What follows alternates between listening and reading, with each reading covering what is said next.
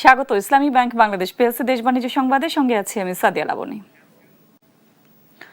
সরকারি মালিকানাধীন বন্ধ শিল্প কারখানা চালুর মাধ্যমে কর্মসংস্থান বাড়াতে সরকার কাজ করছে বলে জানিয়েছেন বাণিজ্যমন্ত্রী খন্দকার আব্দুল মুক্তাদির। এজন্য চীন সহ অন্যান্য দেশকে বিনিয়োগের আহ্বান জানানো হয়েছে বলেও জানিয়েছেন তিনি। বৃহস্পতিবার রাজধানীর বসুন্ধরার আন্তর্জাতিক কনভেনশন সিটিতে আয়োজিত এক অনুষ্ঠানে এসব কথা বলেন বাণিজ্যমন্ত্রী। রাজধানীর বসুন্ধরা আন্তর্জাতিক কনভেনশন সিটিতে দ্বিতীয়বারের মতো আয়োজন করা হয়েছে বাংলাদেশ চীন green textile expo 2026। Green textile শিল্পের বিশেষায়িত এই আন্তর্জাতিক প্রদর্শনীতে অংশ নিচ্ছে বাংলাদেশ ও চীনের খ্যাতনামা টেক্সটাইল ও গার্মেন্টস কোম্পানিগুলো। প্রদর্শনীর উদ্বোধনী অনুষ্ঠানে বক্তারা বলেন, চীন বাংলাদেশের অন্যতম বাণিজ্যিক সহযোগী, তাই গ্রিন টেক্সটাইল খাতে প্রযুক্তিগত সহায়তা চান খাত সংশ্লিষ্টরা। We got the one-stop service, which is very important for us. Folic acid tablets to pregnant mothers within the industry to ensure maternal health. নতুন সরকারের সঙ্গে চীন দ্বিপাক্ষিক বাণিজ্য সম্প্রসারণে কাজ করছে জানিয়ে চীনা রাষ্ট্রদূত সব ধরনের সহযোগিতার আশ্বাস দেন। চীন বাংলাদেশের সাথে গ্রিন টেক্সটাইল খাতে প্রযুক্তিগত সহায়তা দিবে। নতুন সরকারের সাথে চীন দ্বিপাক্ষিক বাণিজ্য সম্প্রসারণে কাজ করছে। বেল্ট রোড ইনিশিয়েটিভের মাধ্যমে দুই দেশের বাণিজ্য আরও বাড়বে বলে আশা করি। প্রদর্শনী স্টল পরিদর্শন শেষে বাণিজ্যমন্ত্রী জানান, কর্মসংস্থান বাড়াতে সরকারি বন্ধ কলকারখানা চালুর সিদ্ধান্ত নিয়েছে সরকার। যে উৎপাদনশীলতার পর্যায়ে তারা পৌঁছেছে, যে ম্যাচিউর স্টেজে এসছে, এখন সময় এসছে হাই ভ্যালু প্রোডাক্টে যাওয়ার, মেড ফাইবারে যাওয়ার।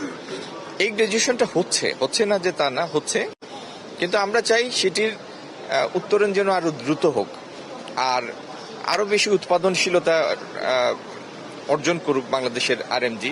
3 দিন ব্যাপী এই প্রদর্শনী আগামী 16 মে শেষ হবে। প্রতিদিন সকাল 10টা থেকে সন্ধ্যা 7টা পর্যন্ত প্রদর্শনী সবার জন্য উন্মুক্ত থাকবে। তানিয়া আক্তার, দেশ টিভি, ঢাকা। ট্যানারির জন্য একটি মাত্র সিইটিপি রয়েছে, যা শুরু থেকেই কমপ্লায়েন্স অনুযায়ী কাজ করছে না, যার ফলে শিল্পনগরীর কঠিন বর্জ্য ব্যবস্থাপনায় আরও একটি কেন্দ্রীয় বর্জ্য পরিশোধনাগার গড়ে তুলতে চায় সরকার। এমন কথাই জানিয়েছেন শিল্প মন্ত্রণালয়ের অতিরিক্ত সচিব মোহাম্মদ নুরুজ্জামান। বৃহস্পতিবার দুপুরে বাণিজ্য মন্ত্রণালয়ের যৌথ উদ্যোগে LWG সনদ অর্জনের ট্যানারি প্রস্তুতকরণে গ্যাপ অ্যাসেসমেন্ট ও ফলো আপ কর্মসূচির ফাইন্ডিংস শেয়ারিং ওয়ার্কশপ অনুষ্ঠানে তিনি এ মন্তব্য করেছেন। বলেন, ব্যবসায়ীদের সরকার ঋণ দেওয়ার বিষয়ে আন্তরিক, তবে খাত এগিয়ে নিতে গণমাধ্যমের সহযোগিতা প্রয়োজন। এ সময় বাণিজ্য মন্ত্রণালয়ের উপসচিব ডক্টর মোহাম্মদ রাজ্জাকুল ইসলাম বলেন, এবার চামড়া সংগ্রহের লক্ষ্যমাত্রা নির্ধারণ করা হয়েছে 1 কোটির উপরে। বলেন, 20 কোটি টাকার লবণের ব্যবস্থা করা হয়েছে, যা বিতরণ হবে মাঠ পর্যায়ে। এ সময় লবণের প্রাপ্যতা নিশ্চিত করার পাশাপাশি বরাদ্দ বাড়ানো জরুরি বলে জানান ট্যানার্স অ্যাসোসিয়েশনের চেয়ারম্যান। সরকারের দেয়া লবণ বাইরে বিক্রি করার সমালোচনা করেন তিনি।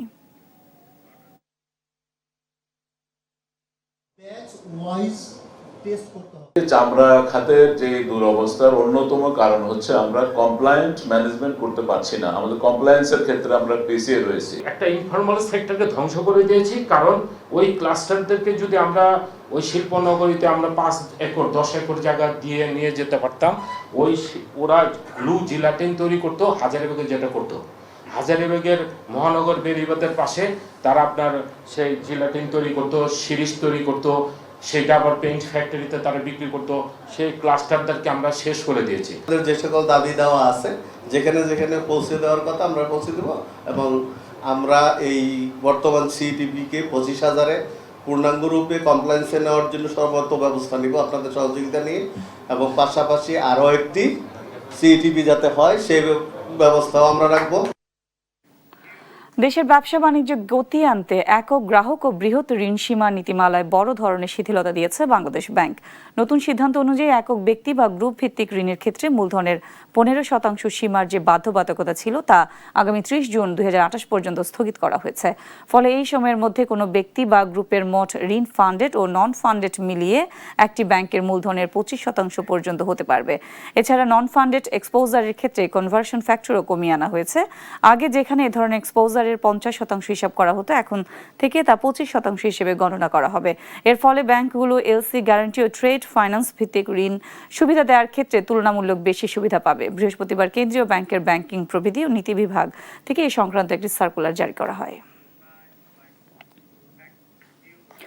2025 সালে বাংলাদেশে নিট বৈদেশিক প্রত্যক্ষ বিনিয়োগ এফডিআই প্রবাহ বেড়েছে 39.36%। এর ফলে নিট এফডিআই প্রবাহ 2024 সালে $1.27 বিলিয়ন থেকে বেড়ে $1.77 বিলিয়ন পৌঁছেছে। বাংলাদেশ ব্যাংকের সবশেষ এফডিআই জরিপে এমন তথ্যই উঠে এসেছে। বৃহস্পতিবার বাংলাদেশ বিনিয়োগ উন্নয়ন কর্তৃপক্ষ এক সংবাদ বিজ্ঞপ্তিতে জানায়, এই প্রবৃদ্ধির পেছনে মূল ভূমিকা রেখেছে পুনর্বিনিয়োগকৃত আয় ও আন্তঃকোম্পানির ঋণ বৃদ্ধি পাওয়া। বিজ্ঞপ্তিতে বলা হয়, 2025 সালে পুনর্বিনিয়োগকৃত আয় আগের বছরের $103.79 মিলিয়ন থেকে 318.25% বেড়ে $434.10 মিলিয়ন দাঁড়িয়েছে। অন্যদিকে আন্তঃকোম্পানি ঋণ আগের বছরের $621.96 মিলিয়ন থেকে 25.68% বেড়ে $781.68 মিলিয়ন দাঁড়িয়েছে।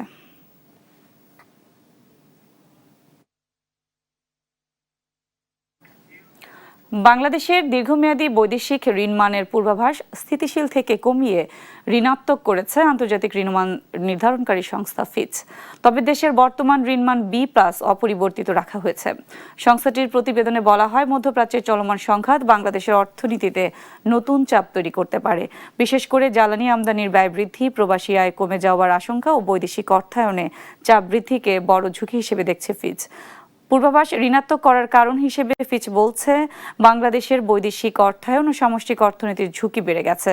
সংস্থাটির মতে, মধ্যপ্রাচ্যের চলমান সংঘাতের কারণে বাংলাদেশে বড় প্রভাব পড়তে পারে, সে কারণে ঝুঁকি বেড়েছে। নীতি কাঠামো, সরকারি অর্থব্যবস্থা ও আর্থিক খাতের সংস্কারে সীমিত অগ্রগতি ও দীর্ঘস্থায়ী দুর্বল প্রাতিষ্ঠানিক ব্যবস্থার কারণে দেশের অর্থনৈতিক ধাক্কা মোকাবেলায় সক্ষমতা ধীরে ধীরে ক্ষয় হয়েছে বলেও জানিয়েছে সংস্থাটি।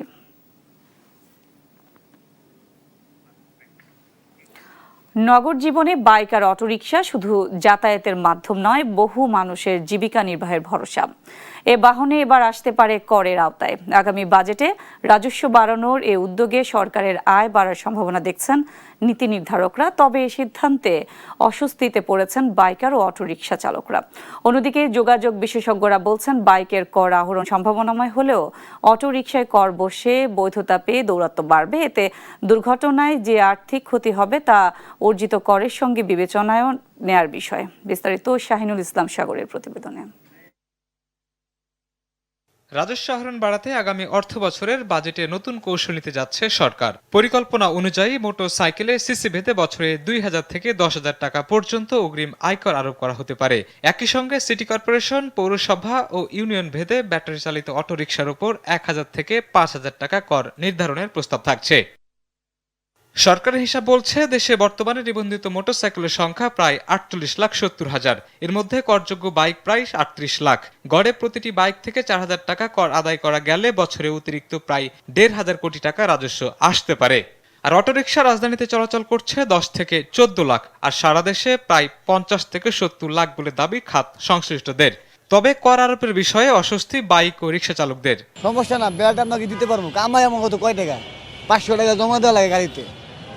আগে যে ইনকামটা করতাম, এখন ওই বর্তমানে ইনকামটা নাই। আসলে এটা আমাদের উপরে জুলুম। এই 1.5 লাখ টাকা দামের গাড়িতে যদি 5,000 টাকা মাসে আয়কর দিতে হয়, তাহলে 1 কোটি টাকা দামের সেগুলা কত দিবে? আমরা বাইকে ট্যাক্স দেই, আবার লাইসেন্স করি, লাইসেন্স নবায়নও করি, তারপরে আমরা বছরে যেটা ট্যাক্স দেই, এরপরে কর কিসের জন্য হবে? যোগাযোগ বিশেষজ্ঞরা বলছেন, মোটর সাইকেল অনেক ক্ষেত্রে বাণিজ্যিক কাজে ব্যবহৃত হয়, ফলে বড় সিসির মোটর সাইকেলের উপর কর আরোপকে তিনি যৌক্তিক মনে করেন। অগ্রিম ট্যাক্সের পরিমাণটা কি হবে সেটা নিয়ে ডিবেট হতে পারে, যে সিসি ভেদে যেটা বলা হচ্ছে 2,000 টাকাতে শুরু করে 10,000 টাকা, তো সেই জায়গায় একটা ডিবেট হতে পারে, সরকার সেটা আবার পুনর্বিবেচনা করতে পারে। তবে আমি মনে করি যে ট্যাক্স নেট বাড়াতে হবে। বিশেষজ্ঞরা বলছেন, অটোরিকশাকে করের আওতায় এনে বৈধতা দিলেও দুর্ঘটনায় যে পরিমাণ অর্থনৈতিক ক্ষতি হবে তা রাজস্ব আয়ের চেয়ে ভয়াবহ। তবে অটোরিকশার ক্ষেত্রে আসলে আমাদেরকে কৌশলী হতে হবে। আমরা ট্যাক্সের কথা বলে এখন তাদেরকে যদি গণহারে আমি বলবো ব্ল্যাঙ্ক চেক দিয়ে ফেলি, সবাইকে আমি বৈধ ঘোষণা করব, সেক্ষেত্রে সরকার আসলে এই যে অগ্রিম ট্যাক্স থেকে যে পরিমাণ আয় করবে, কিন্তু সবাইকে যদি বৈধতা দেওয়া হয়, এই যানবাহনগুলো সড়কে জটলা তৈরি করে যে যানজট তৈরি করবে এবং যেভাবে দুর্ঘটনা হয় তার যে অর্থনৈতিক ক্ষতি সেটা কিন্তু বহুগুণ বেশি হবে। অর্থনীতিবিদদের মতে সরকারের রাজস্ব বাড়ানোর লক্ষ্য থাকলেও কর আরোপে ভারসাম্য থাকা জরুরি। শাহিনুল ইসলাম সাগর, দেশ টিভি, ঢাকা। বিদ্যুতের বাড়তি চাহিদা, আমদানি নির্ভর জ্বালানি কাঠামো এবং বৈশ্বিক বাজারে তেলের দামের অস্থিরতায় চাপ বাড়ছে দেশের জ্বালানি খাতে। এই পরিস্থিতিতে বিকল্প হিসেবে সামনে আসছে নবায়নযোগ্য জ্বালানি। তবে এক্ষেত্রে আমদানি পর্যায়ে করের বোঝা বড় বাধা হয়ে দাঁড়িয়েছে বলে দাবি ব্যবসায়ীদের। আলভিরায়নের রিপোর্ট। গ্রামের কৃষি ক্ষেত্র থেকে শুরু করে শহরের শিল্প কারখানা সব জায়গায় বিদ্যুতের নির্ভরতা, কিন্তু উৎপাদন সক্ষমতা আর সরবরাহের সীমাবদ্ধতায় প্রায়ই দেখা দিচ্ছে সংকট। এ অবস্থায় সম্ভাবনার নতুন দিগন্ত খুলছে নবায়নযোগ্য জ্বালানি, যার ফলে কমবে খরচ, সহজে মেটাতে পারবে চাহিদা। তবে বাস্তবে বিনিয়োগ বাড়াতে গিয়ে বড় বাধা হয়ে দাঁড়িয়েছে কর কাঠামো। ব্যবসায়ীদের দাবি, নবায়নযোগ্য জ্বালানির যন্ত্রপাতি আমদানিতে উচ্চ ভ্যাট ও শুল্ক তাদের নিরুৎসাহিত করছে। সরকার বিদ্যুৎ উৎপাদন করে আমাকে দিতে পারছেন না, তাহলে আমরা সরকারকে সহযোগিতা করার জন্য সোলার প্যানেলে সোলারে বিদ্যুৎ আনতেছি, উৎপাদন করার চেষ্টা করছি। সেখানে নানা রকমের ডিউটি বা এটি ভ্যাট এগুলি বসিয়ে রাখা হয়েছে। সোলারের সংক্রান্ত যত রকমের জিনিস আছে সব ডিউটি ফ্রি করে দিতে হবে। বিশ্লেষকরা বলছেন, যদি কর ছাড় ও নীতিগত সহায়তা বাড়ানো হয় তাহলে দ্রুত বাড়তে পারে নবায়নযোগ্য জ্বালানির ব্যবহার। এতে একদিকে যেমন কমবে আমদানি নির্ভরতা, অন্যদিকে পরিবেশ রক্ষার্থেও আসবে ইতিবাচক পরিবর্তন। ডিউটিতে একেবারে জিরো ডিউটি তাদের দিয়ে দেওয়া উচিত, এবং সেখানে আপনি কোনো অবস্থাতেই আবার ওই তাকে অ্যাসেসমেন্ট করা এগুলি ব্যবস্থা যেন না করা, এবং এটা কমপক্ষে 3 থেকে 5 বছর এটা ব্যবস্থা থাকা উচিত। বিদ্যুতের ক্রমবর্ধমান চাহিদা আর আমদানি নির্ভর জ্বালানির চাপ, এই দুয়ের মাঝে দাঁড়িয়ে নবায়নযোগ্য জ্বালানি হতে পারে টেকসই সমাধান। তবে এই সম্ভাবনাকে বাস্তবে রূপ দিতে হলে প্রয়োজন কর কাঠামো সহজ করা এবং বিনিয়োগ বান্ধব নীতি নিশ্চিত করা। আলভি রায়হান, দেশ টিভি, ঢাকা। চলতি মাসের প্রথম 13 দিনেই দেশে রেমিটেন্স এসেছে 174 কোটি 30 লাখ ডলার। এই হিসেবে প্রতিদিন গড়ে দেশে এসেছে 13 কোটি 41 লাখ ডলার রেমিটেন্স। কেন্দ্রীয় ব্যাংকের তথ্য বলছে, গত বছরের একই সময় এসেছিল 126 কোটি 70 লাখ ডলার, অর্থাৎ বছর ব্যবধানে রেমিটেন্সের প্রভাব বেড়েছে। চলতি অর্থ বছরের জুলাই থেকে 13 মে পর্যন্ত দেশে এসেছে 3107 কোটি 60 লাখ ডলার রেমিটেন্স। বছর ব্যবধানে যা বেড়েছে 20.40%। এর আগে গত এপ্রিলে দেশে এসেছে 312 কোটি 73 লাখ মার্কিন ডলার। আর গত মার্চে দেশে এসেছিল 375 কোটি 50 লাখ 50 হাজার মার্কিন ডলার রেমিটেন্স, যা দেশের ইতিহাসে যে কোনো একক মাস হিসেবে সর্বোচ্চ। গ্রামীণ রাস্তায় গুরুত্বপূর্ণ সেতু নির্মাণের জন্য ইসলামী বন্ড সুকুকের বিপরীতে 5,900 কোটি টাকা নিয়েছে সরকার। শরিয়া ভিত্তিক বন্ড কেনার জন্য পূর্ব নির্ধারিত নিলামে মোট 72,598 কোটি টাকার আবেদন জমা পড়ে, চাহিদার তুলনায় যা 12.30 গুণ বেশি। বাংলাদেশ ব্যাংক পল্লী সড়কে গুরুত্বপূর্ণ সেতু নির্মাণ প্রকল্পের জন্য নিলাম ডেকেছিল। বুধবার বাংলাদেশ সরকারের 8ম বিনিয়োগ নিলাম অনুষ্ঠিত হয়। প্রথমবারের মতো সুকুকের এই নিলাম হয়েছে বাংলাদেশ ব্যাংকের নিজস্ব সফটওয়্যার শরিয়া সিকিউরিটিজ মডেল ব্যবহার করে। 7 বছর মেয়াদে ভাড়া ভিত্তিক সুকুকে গ্রাহকরা বার্ষিক ভাড়া বা মুনাফা পাবেন 10.40%। শরিয়া ভিত্তিক ব্যাংক ও আর্থিক প্রতিষ্ঠান প্রচলিত ধারায় ব্যাংকের ইসলামিক শাখা বা উইন্ডো এবং ব্যক্তি পর্যায়ে বিনিয়োগকারী বিভিন্ন প্রভিডেন্ট ফান্ড এখানে আবেদন করে। নিলামে ঘোষিত পরিমাণের চেয়ে আবেদন অনেক বেশি হওয়ায় আনুপাতিক হারে বিনিয়োগকারীদের অনুকূলে বরাদ্দ দেওয়া হয়েছে।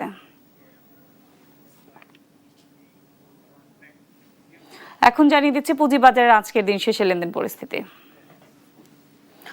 বৃহস্পতিবার ঢাকা স্টক এক্সচেঞ্জে ডিএসইএক্স সূচক 1 পয়েন্ট কমে দাঁড়িয়েছে 5,245 পয়েন্টে। এছাড়া ডিএসইতে লেনদেন হওয়া প্রতিষ্ঠানগুলোর মধ্যে আজ দর বেড়েছে 199টির, কমেছে 144টির, অপরিবর্তিত রয়েছে 53টির দর। লেনদেন হয়েছে 997 কোটি 30 লাখ টাকা। গত কার্যদিবসের তুলনায় লেনদেন 141 কোটি 21 লাখ টাকা বেড়েছে। এছাড়া ডিএসইতে লেনদেন হওয়া প্রতিষ্ঠানগুলোর মধ্যে আজ টপ গেইনারের তালিকায় প্রথম অবস্থানে ছিল ভিএফএস থ্রেড ডাইং লিমিটেড, দ্বিতীয় অবস্থানে অ্যাপেক্স টানারি লিমিটেড, তৃতীয় অবস্থানে Rangpur dairy and food products limited. এছাড়া যদি আমরা দেখি, আজ টপ লুজারের তালিকায় ছিল ফরেস্ট ফাইন্যান্স ইনভেস্টমেন্ট, দ্বিতীয় অবস্থানে এফএএস ফাইন্যান্স অ্যান্ড ইনভেস্টমেন্ট, তৃতীয় অবস্থানে people's leasing and finance services. Chattogram stock এক্সচেঞ্জে যদি আমরা দেখি আজ সার্বিক সূচক বেড়েছে 44 পয়েন্ট, বেড়ে দাঁড়িয়েছে 14,715 পয়েন্টে। লেনদেন হওয়া প্রতিষ্ঠানগুলোর মধ্যে আজ দর বেড়েছে 116টির, কমেছে 72টির, অপরিবর্তিত রয়েছে 32টির দর, লেনদেন হয়েছে 18,48,00,000 টাকা। আমরা যদি টাকার সঙ্গে প্রধান আন্তর্জাতিক মুদ্রা বিনিময় হার দেখি, সেক্ষেত্রে আজ ইউএস ডলার কিনতে খরচ হয়েছে 123 টাকা 25 পয়সা, বিক্রি হয়েছে 122 টাকা 25 পয়সা। পাউন্ডের ক্রয় মূল্য ছিল 171 টাকা 3 পয়সা, বিক্রি হয়েছে 163 টাকা 92 পয়সা। ইউরোর ক্রয় মূল্য ছিল 148 টাকা 71 পয়সা, বিক্রি হয়েছে 142 টাকা 60 পয়সায়। জাপানি ইয়েনের আজ ক্রয় মূল্য ছিল 81 পয়সা, বিক্রি হয়েছে 74 পয়সায়। সৌদি রিয়েল কিনতে খরচ হয়েছে 33 টাকা 24 পয়সা, বিক্রি হয়েছে 32 টাকা 48 পয়সায়। মালয়েশিয়ান রিঙ্গিতের ক্রয় মূল্য ছিল 31 টাকা 86 পয়সা, বিক্রি হয়েছে 30 টাকা 94 পয়সায়। এছাড়া সিঙ্গাপুরি ডলার কিনতে আজ খরচ হয়েছে 100 টাকা 16 পয়সা, বিক্রি হয়েছে 95 টাকা 62 পয়সা। ইন্ডিয়ান রুপির ক্রয় মূল্য ছিল 1 টাকা 37 পয়সা, বিক্রি হয়েছে 1 টাকা 20 পয়সা। চাইনিজ ইয়েন কিনতে খরচ হয়েছে 19 টাকা 96 পয়সা, বিক্রি হয়েছে 17 টাকা 96 পয়সায়।